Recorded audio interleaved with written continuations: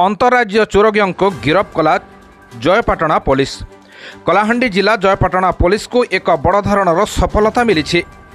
एक 2 जणिया अंतरराज्य चोरग्यों को गिरफ्त करने सह जड़े चोरी करुवा सामग्री किणुवा व्यक्ति को गिरफ्त कर कोर्ट चालाण करिछि पुलिस। सेमानंकठारु एक पिकअप भैन, नगद 4,72,000 टंका, वेट मेसीन और लुहा कटर जबत करा जायछि। कलाहांडी समेत पड़ोशी बलांगीर नुआपड़ा जिले में उत्पात मचाउथिले एही 9 जणिया चोर ग्यांग। एही 3टी जिलार 11टी थाना चोर मानक नारे मामला रुजु होईछि। सूचनायोग्य जे गत 11 तारिख विलंबित राति जयपाटना थाना अंतर्गत बानेर देशीमद भाटी में चोरी होइथिबा जयपाटना थाना अभियोग होइतिला। एथिरे प्राय 9 जण दुर्बृत्त आसी कटर साहाय्य भाटीर सामग्री चोरी करी नेउथिबा सीसीटीवी माध्यम जना पड़िथिला।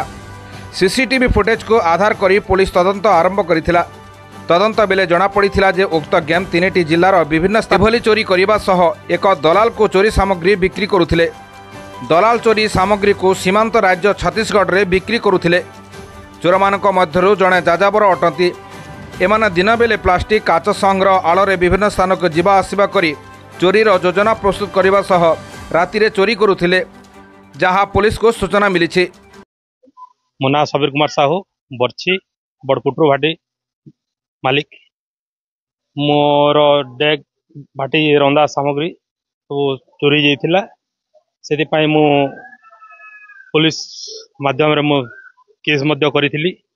आउ मु सेही जिनिसटा मु पाइबा पई मु बहुत दरकार थिला। तो हमर सामग्री सब चोरी हवा जो आम एरिया रो सब भाटी माने अछंती से बहुत चोरी होछि।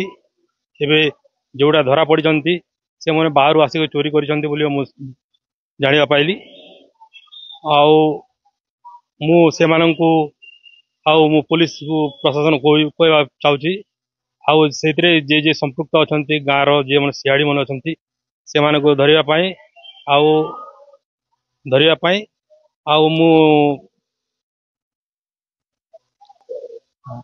मैंने छत्तीसगढ़ आसी बाहर राज्य आसी आम आड़े जरी बेटी कलाहांडी माटी पूरा चोरी करुछंती।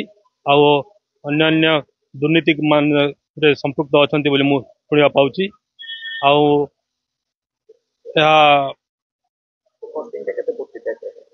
से सामग्री दाम मोर 25 लाख टंका हबो। 2 थर चोरी जाइछि। कलाहांडी जिला जयपाटनारू मकुंद नायकों रिपोर्ट, निर्मल टीवी।